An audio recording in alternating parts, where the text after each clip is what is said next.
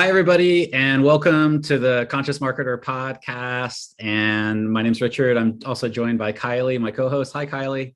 Hi there. And we have a special guest today, Natalie Ferris. And I know that Kylie and Natalie, you both are good friends. So I'm going to hand it over to Kylie to come and introduce Natalie for our episode today. Well, first of all, hi. And Ferris is a new last name. You just got married to a handsome guy, didn't you? Hi, yes, I did. You might know me as Natalie Taggart. But yes, I have a brand new name, Natalie Ferris. So it's my world debut.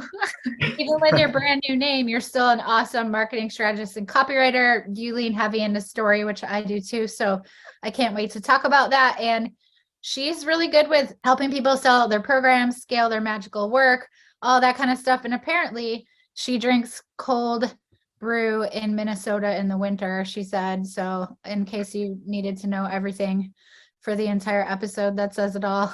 Kylie, you've been doing the cold plunges, and I would probably do a cold plunge if it was coffee. If it was a cold plunge, I would do that. Richard, same. That's the answer. We just need a cold brew plunge coffee. We could have created a whole new marketing trend on this episode. Natalie, thank you for being here with us today. Oh, thank you guys so much for having me. I'm so excited. Natalie, we normally start off by just asking a little bit about how you got into, doing copy and doing story. Can you tell us a little bit of your backstory about how that occurred? Yeah. Oh my gosh. Goes way back. Goes way back, Richard. So, I've been in the internet marketing online business space since 2012 when I decided to become a coach. I got certified, started my coaching business, quit my job, did that whole thing, and had a hard time, had a really hard time marketing myself, really struggled with self-doubt and knowing my message and all that kind of marketing stuff. And I don't even remember how I got hooked up with Kylie. I think it obviously was something she wrote on the internet. How do we all find each other at all? But I just remember reading her post and I was like, oh my gosh, story. And I've always been a storyteller. When I was younger, I wanted to be a novelist.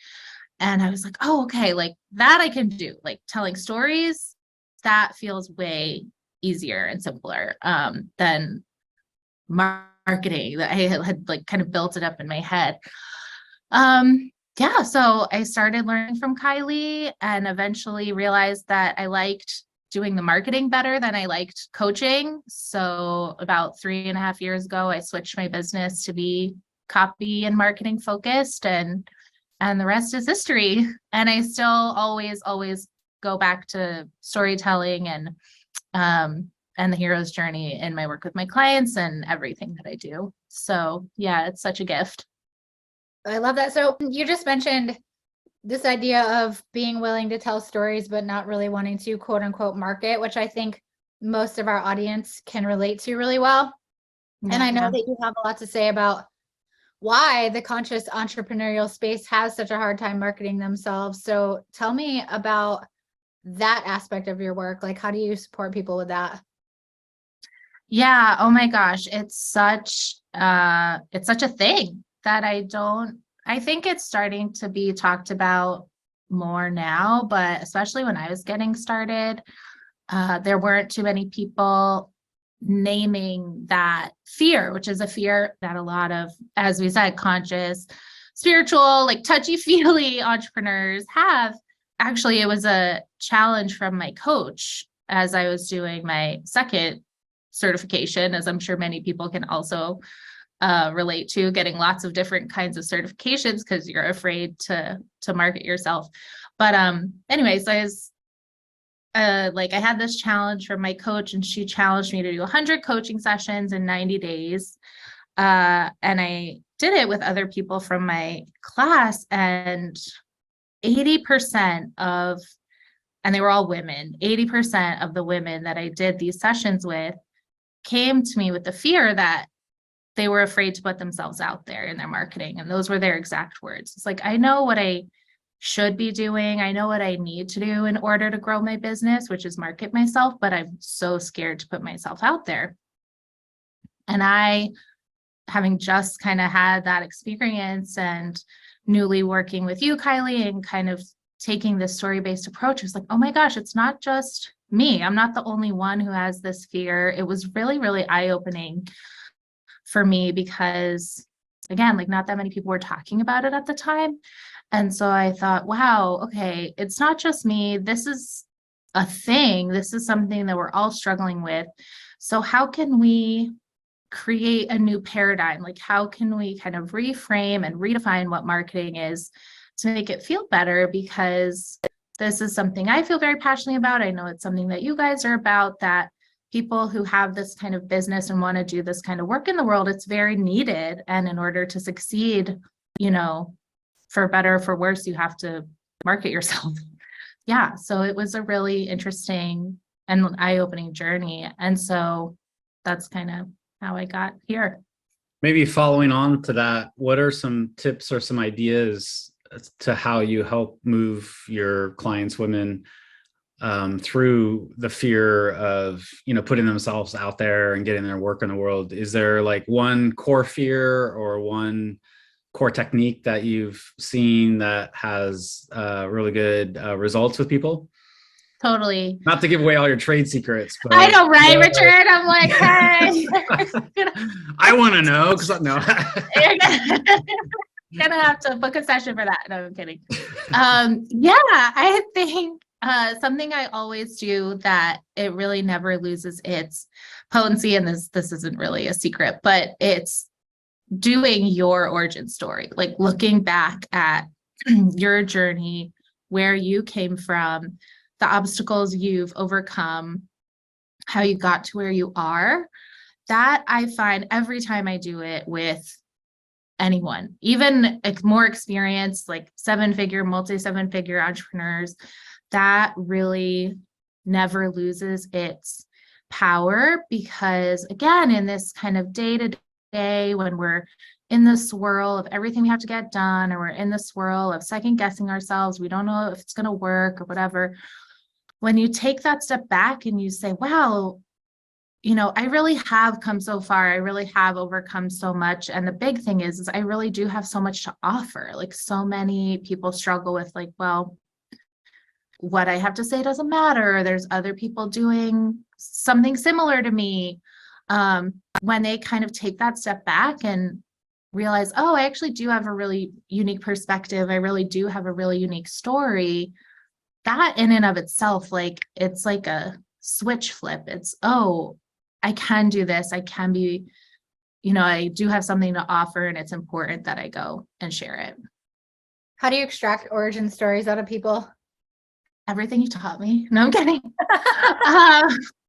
The hero's journey is always a tried and true Joseph Campbell's framework, from the hero with 1,000 faces. You know, you start with the ordinary world of, okay, kind of what were you struggling with before you set on the journey? What did that look like?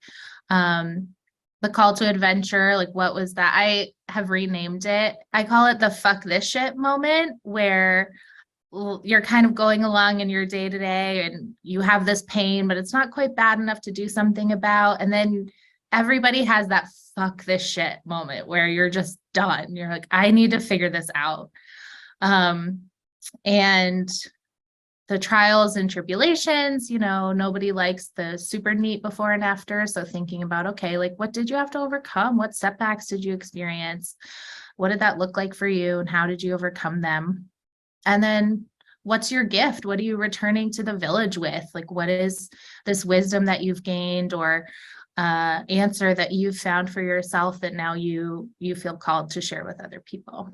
The other thing that I think is really important to name is that, especially in this world, it can seem like everybody's like sharing their story, or everybody's got something to say. And that's true. I mean, the internet space is a lot more crowded than it was 10 years ago. And if you have that calling, if you do feel called to share what you learned, or share what you have to say, or your expertise, I think that really needs to be honored, because it's it's not true that everybody feels that way. And I've only learned this in the past couple of years. Like some people just go through their lives and are like, okay, like I went through that and it sucked, but I'm just kind of living my life, do. And it's a very unique thing to want to help people through what you've been through. And I do think that really needs to be honored. So yeah, so that's how it goes. Yeah, I think it's kind of interesting because definitely not everybody has the call to service, like I think some people are like, I have the call to just pay off my mortgage and like, yeah, I just want to chill and like I don't feel like the need or mind my business. Right. Or it's quite localized, like it's like I just want to help like my neighbors or my local community, which there's nothing wrong with that. It's just not everybody has that larger calling. I think I would add on to that if I may. Please. I don't think everybody has the call for continual growth either. I think I've come to realize that recently because I'm always like, what's my next level? What's my next level? And some people are like, yeah, I don't need to, I'm happy just where I'm at, like, and that's okay too. It's just, I think the people that maybe reach out for your help are probably have both of those. They want to grow and they feel like this call to service. Is that true? Yeah, I love that. It's so true. And I think, again, like in kind of our bubbles or you're just kind of starting out, what am I trying to say? When it's this mental model of like, if it's true for us, we think it must be true for everyone else. And I think it's important to recognize that it's not. And that, yeah, if you are this growth oriented, this service oriented, this person who wants to do good in the world, then that's a gift and it should be honored. And it's okay to go after that. You don't have to stay small. I love that. Can you give an example of a story that you used in a launch that was really successful? Of my own launch? I guess I'll use my own launch since I don't have permission any client off the top of my head. Yeah, I mean, so many. Storytelling is, again, a huge part of everything that I do. The biggest, I guess the splashiest success, and the one that showed me was most demonstrative of kind of the power of storytelling, was still, I was just starting out. I had just created a fairly high ticket coaching package. And I wrote a Facebook post about it, not even about the package, like about my story and basically everything that I just shared about how I had all this fear about being a spiritual entrepreneur and doing this work that I wanted to do in the world. And this woman just hired me straight off the Facebook post. I didn't have a funnel. I didn't even really know what funnels were still at the time. I didn't have an email list or anything. And it was super shocking. I was like, oh, wow, okay. And it just, again, really, it was like, wow, she resonated so much and she trusts me so much because of my story and what I can do for her because of that experience. So that must have been 2015 or 2016. And yeah, since then I was like, whoa, I need to figure out how this works. I need to get better at this. So it's kicked off this whole journey. The hero's journey is used a lot, but I know that you have some ideas around how you can use it for like content planning and regular posting so that you can be more consistent. And I think consistency is something that I think every successful business person, entrepreneur, creator, I think they have to master it at some point, and I feel like I've mastered it a little bit the last couple of years, and I think sales have increased because of that. But I'm kind of curious how you use the hero's journey to help your clients become more consistent, especially with their sales. Yay. So you may have heard of content pillars in your content planning. Like you need to have pillar A might be, behind the scenes. Pillar B might be about a certain offer that you have. Like most of us have heard of content pillars, and that's great. I think it doesn't quite go far enough. a big problem that my clients come to me with is that they are either they're not posting consistently, they need to get more consistent, or they are posting, but they're not seeing the results that they want. They're not getting the inquiries, they're not getting the sales, they're getting a lot of like, oh my God, you're so inspiring, or like, oh, I love this, but not that coveted, like, ideal clients in your DMs kind of thing. And what I realized, and I think it took kind of piecing together a couple of things to realize that this was what was happening. But in the copywriting world, there's a book that's really famous. It's called Breakthrough Advertising by Eugene Schwartz, and it's used a lot in launch planning. And the idea is that your client is on, or your potential client is on a journey before they ever come into contact with you, before they ever see any of your content. They're on a journey. They're kind of living their life. They might have already had that fuck this shit moment, like I said earlier, and they might be looking for a solution. They might not. What I realized was that it maps almost exactly onto the hero's journey. And when we use those stages of the hero's journey to plan our content, we're hitting people at all different stages of their journey consistently. And so you always have people in your world who you're bringing in on that journey, and who are ready to work with you at any given time. Instead of a funnel, which is another kind of conventional digital marketing tool, I like to think of it as a web. You might have people kind of over here, you might have someone over here. And when you're consistently creating content for all those different stages of the web, you're always bringing people closer to you. So when you use that, and I've done this with multiple clients with great success, it makes your launches easier. It helps your conversion events convert better. You can even just create sales with a single email. You don't even really need big launches if you don't want to.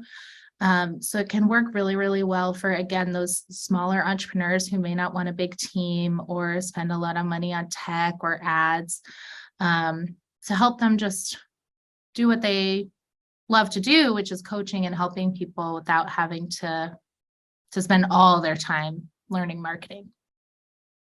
And I call it a story strategy. It's really fun.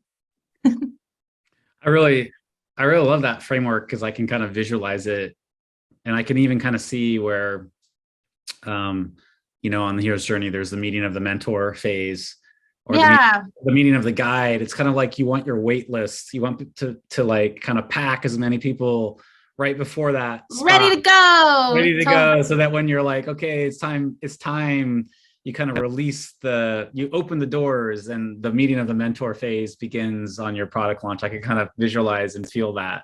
Yeah, that's awesome. Yeah, and you have people ready. And the other thing I hear a lot is the way I would build that, Richard, to your point, into a content plan, the Meet the Mentor, is that's where I would put kind of content around your origin story, about you, about everything you've overcome. But the next phase in that, and Kylie will know this, usually in the hero's journey, there's the refusal of the call, the like, oh no, like I can't do it. And in the story strategy, that's when we do objections. So when you build objections into your content, again, like you don't have to work so hard during your launch periods. You don't have to work so hard on a sales call because you've already addressed a lot of that in your marketing. So it just makes things a lot easier. What do you think about the difference between the story being about me and the story being about my clients? Oh, that's so good. I think it's both. It's a both. And I think and I absolutely made this mistake, talking too much about myself, talking all the time about myself and not connecting it to my ideal client. In the story strategy framework, there's just one that's about you, and that's meeting the mentor. So you would make that that's 20% about you and 80% about your ideal client and about their journey. I do think that's a mistake a lot of business owners make is talking too much about themselves and not entering the conversation that's already going on in their customer's head. Again, that's when you get comments that are like, you're so inspiring, or like, oh my God, like you go girl, but nobody wanting to work with you. So yeah, so it's a balance. And actually that's what prompted the creation of the story strategy, because I realized like, oh, okay, I can do these origin stories with clients, but it's not enough. That's just the first step. Then you have to connect it to your ideal client. So how do I tell a story that's about them without including my personal details or my personal story? Like, can you kind of break that down, what that looks like? Yeah, I always use this example. A naturopath actually that I worked with a couple years ago, she did this so well. She wasn't even a client of mine. I just ended up buying from her because I was like, I need to work with you. It was a Facebook ad. She had a Facebook ad. And at the time I was really burnt out. I had a bunch of weight that I couldn't lose.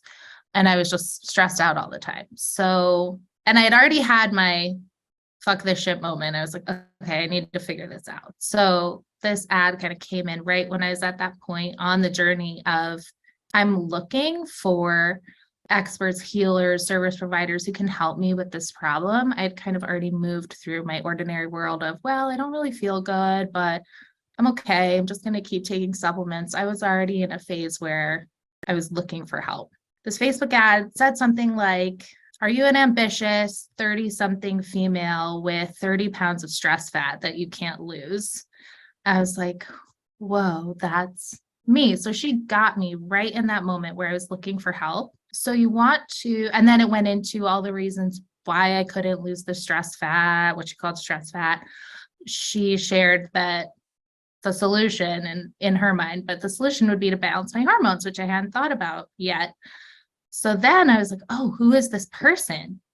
Then the next step in her kind of ecosystem was, oh, okay, now I'm curious about her story because she is speaking so specifically to me and my situation. I feel like she understands me, and now I want to know more about her. So it's just kind of switching it, tilting it on its head, I guess you could say, of, okay, me as the service provider, I need to earn someone's trust first by sharing that I understand them, I get their situation, and then I can talk about my story and build that know, like, and trust factor. I should reach back out to her. I always use her as an example. Can you talk a little bit about, I think a lot of times people get online and they start posting and maybe they have some results, but not, and then they start to add platforms and they just kind of get tired and, they face burnout and overwhelm. I'm just kind of curious, it kind of is on the back of the consistency conversation we just had. How do you help people just be more sustainable with their marketing so it happens more naturally and is a little bit more effortless? Yeah, it's such an ongoing question and conversation, especially now with video and reels and TikTok, feeling like you do need to be on all the time. I personally have had that experience. I burned out really, really badly in 2019, and I just had one platform. I mean, I was mostly posting on Facebook. Since then, I've spent a lot of time thinking about, okay, how can we do this more sustainably, especially when as a business owner, you also have other stuff you want to be doing. You don't want to spend all day on Canva, making Instagram images and stuff like that. So there's a couple of things that I've learned, couple of things to look at. I think one is just boundaries. I mean, the big thing is not being on social media all the time. I used to post and then obsessively wait for people to like it or comment, or I was constantly checking my intake form to see if someone had reached out. And in retrospect, that was really poor boundaries, and also a lack of trust in myself and my marketing that it was going to do the work for me. I didn't have to be kind of energetically attached to how it was doing. So that's a big thing. I think that kind of anxiety of, oh my gosh, is it working? Is it good? Is it going viral or whatever? You kind of just have to, it's great to look at your analytics. It's important to see how people are engaging, and it can't be your whole life. It's going to ruin your health and your mental health. The second thing I would share is building in something like a story strategy or a conversion strategy. So you are not just creating content for the algorithm, so that you're designing your marketing in a way that you can trust is leading people down the path of working with you, as opposed to just, here's what I feel today. So having some kind of content or sales strategy is crucial when it comes to getting the most bang for your buck. The question is always, how do you get the most bang for your buck when it comes to your marketing efforts? And then the third thing I was going to say is, since I burned out, I've been doing a big deep dive on the vagus nerve and like how our nervous systems work. And again, like this is something that I know a lot of spiritual entrepreneurs struggle with, is kind of staying in our bodies, staying grounded. So I love all the health things that Kylie shares, because it is so important when you're building a business and you're running that much energy day in and day out. And so having those practices, those boundaries, it goes like similar to boundaries, but cold plunging, meditating. I've been working with a somatic experiencing therapist who's totally changing my life, like stuff like that, where you get supported for your physical body and your nervous system offline is so crucial. And it is becoming more and more talked about, which is awesome. I'm not at all like a somatic experiencing nervous system expert, but that's just my experience. You're kind of you're selling it though. It doesn't matter. I'm like, everyone needs to go get trauma healing. Yes. Oh my God, that's so funny. Well, I feel like we're one of the top launch agencies that's done a lot of the trauma programs with like Diane Poole-Heller and Peter Levine and Gabor Mate. So it's good that it's reaching everybody and people are waking up. I have noticed that it's a lot more prevalent in the entrepreneur world. Absolutely. People are realizing both the embodiment piece and then also the trauma piece. They're like important pieces if you want to be sustainable. So those are three great tips. How can I heal my trauma so I can get more shit done? Yeah, right. Like, I'm joking. Yeah. How can I heal my trauma so I can like make more money, be more successful? I don't know if that's like the right question, but okay. It's a productivity hack, didn't you know? Yeah, right. Like nootropics and trauma healing. Great. Oh my God. I have one more question about storytelling, and then I think we'll cut you loose to go do cool things in the world. But what do you think is the number one mistake that people make when they come online and they try to tell stories, and how do you help them to overcome that? It's such a good question. I think it goes, and this might be a little edgy, some people might disagree with me, but I do think it is showing up and just sharing whatever story kind of comes to the top of your mind without having any sort of plan around it. So Kylie, you and I have talked a lot about, your social media is not your diary. You're not sharing your journal entries. Mm-hmm. And unfortunately, I do think that's where a lot of people start. They very quickly find, it's never going to get them the results that they want. So thankfully, most people very quickly evolve past that, but I do think that's a really common mistake that I see. Mm-hmm.